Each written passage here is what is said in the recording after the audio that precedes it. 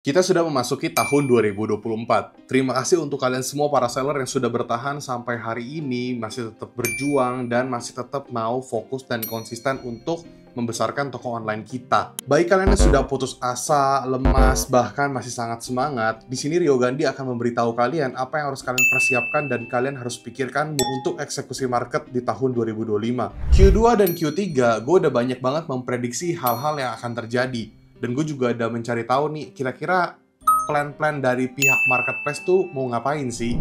Fitur dan teknologi yang akan terjadi di tahun 2024, dan ternyata kebanyakan beneran kejadian yang udah gue bahas. Contohnya, iklan terbaru, fitur AI, bahkan perubahan algoritma.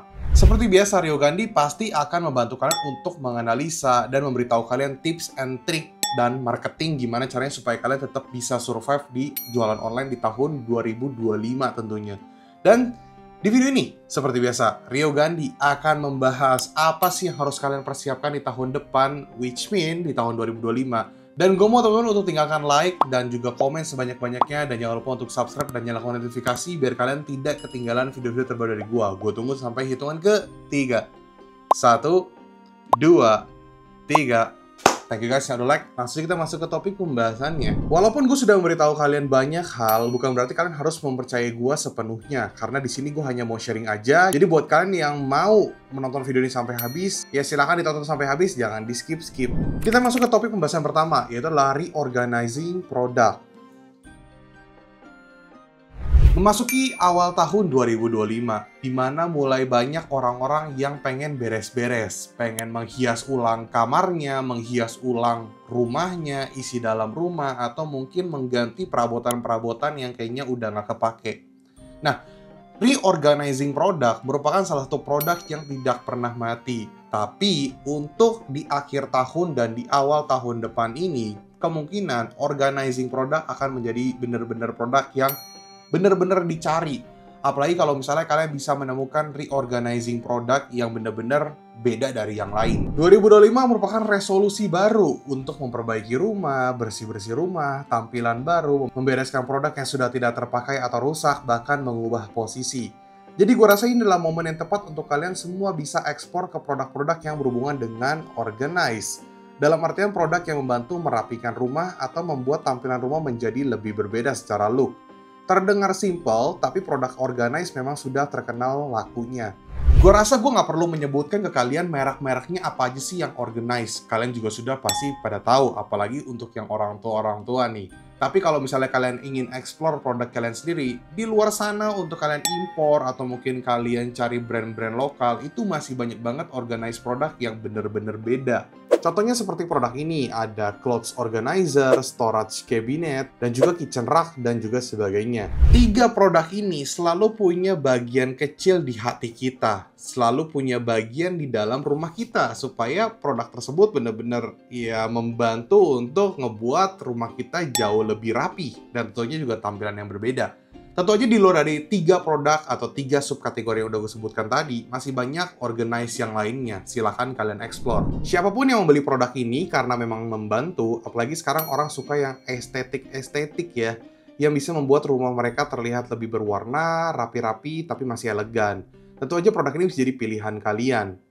Mumpung masih awal tahun, kalian bisa memberikan promo khusus untuk produk seperti ini, bahkan bisa menambahkan judul tahun 2025. Jadi ada kesan fresh dan customer merasa ini produk baru sehingga bisa menambah daya beli. Bahkan rich customer yang memang mencari kata kunci produk di tahun 2025 atau terbaru.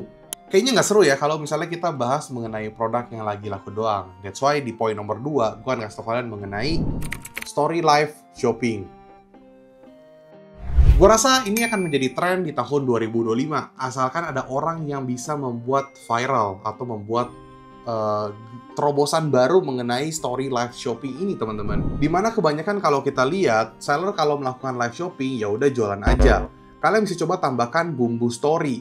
Biasa story diciptakan dari produk, deskripsi, atau campaign di sosial media. Akan menjadi sesuatu yang menarik kalau kalian bisa kemas dalam segi live streaming.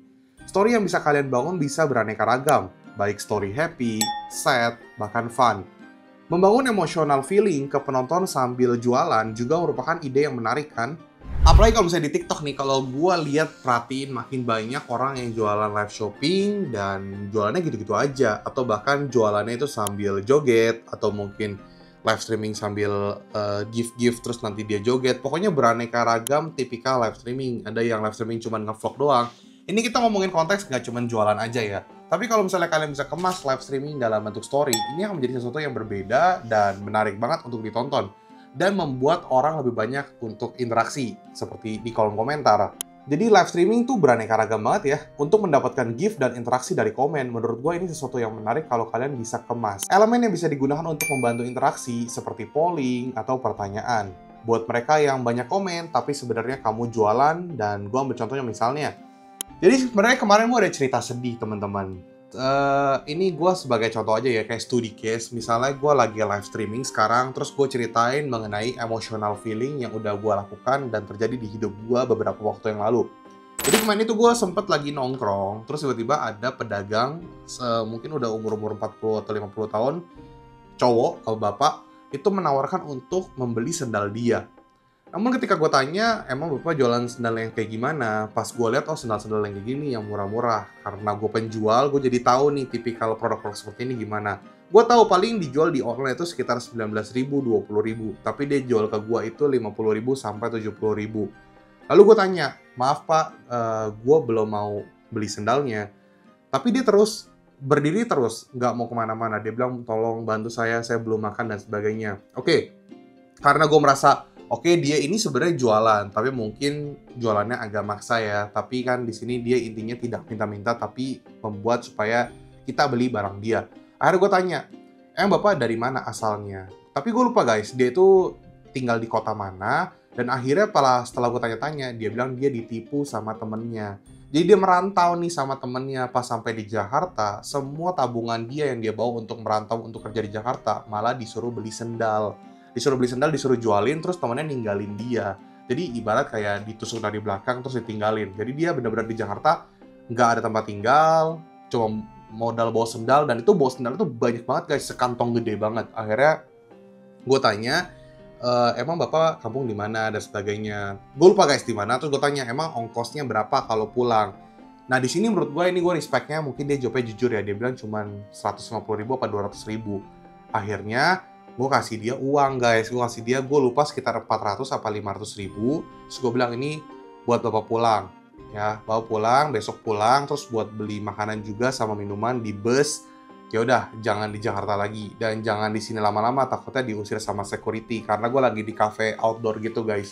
Nah jadi itu adalah storytelling gue. Dan kalau misalnya kalian bisa kemas untuk dijadiin cerita di live streaming sambil kalian jualan, ini akan membangun banyak komen dan interaksi. Dalam artian bukan mau menjual kesedihan, tapi bener-bener real case storytelling untuk cerita aja. Jadi di luar daripada real story, tapi ini bisa membangun dua hal. Yang pertama, emotional feeling yang menonton. Yang kedua, merimain orang-orang untuk bersedekah. Kalau kalian dapat hal-hal seperti ini dan cerita apapun itu bisa kalian angkat selama live shopping, dan menurut gua ini good idea.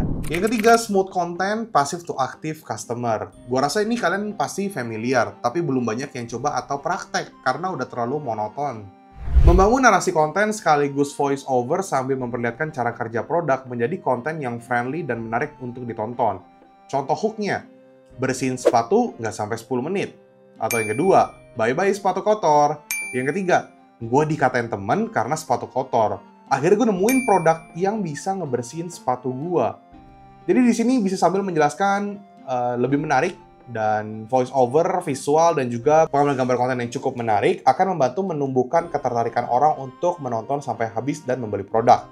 Ya, passive to active buyer. Kenapa nggak kalian coba? Kalau gue bilang di tahun 2024 merupakan era affiliate untuk berjualan, membuat konten, dan sampai sekarang akhirnya menjamur affiliate di mana-mana. Gue rasa di tahun 2025 sudah tidak seperti itu lagi. Karena kalau kita lihat di 3 atau 4 bulan belakangan, affiliate juga sudah mulai banyak mengeluh, katanya susah FYP, susah jualan dan sebagainya, karena affiliate sudah makin banyak. Sekarang harus menjadi era kreatif konten, dan seller juga harus bisa produksi konten. Karena fitur iklan video akan menjadi salah satu fitur yang memiliki impact yang cukup besar. Selain technical setup iklan konten video, kalian juga harus bisa provide konten yang menarik supaya bisa mendapatkan objektif yang kalian inginkan. Kreatif konten. Percuma nggak sih kalau misalnya kalian tidak bisa nge-provide atau at least tidak ada gambaran pembuatan konten, tapi kalian iklanin video kalian. Jadinya kan sayang ya buang budget. Walaupun mungkin saat ini kalian bisa mendapatkan good sales dari video kalian. Tapi kalian bayangin deh, kalau misalnya kalian bisa provide konten yang lebih baik. Organiknya jadi makin bagus, untuk diiklanin juga lebih makin kencang. Untuk iklan video tentunya. Oke guys, gimana mengenai 3 hal yang harus kalian persiapkan? 3 hal yang harus kalian persiapkan di tahun 2025. Semoga kalian bisa terus berjuang dan terus semangat, karena gue yakin jualan online itu makin legit. Karena kita lihat teknologi juga semakin canggih, produk yang dijual juga makin beraneka ragam, tapi gimana caranya kita bisa nge-reach out customer lebih banyak lagi. Jadi buat kalian seller lama, seller baru, perkenalkan, gue adalah Rio Gandhi yang akan membantu untuk menumbuhkan perkembangan bisnis digital kalian. Baik secara tips, trik, marketing, analisa, dan sebagainya. Makanya jangan lupa untuk subscribe.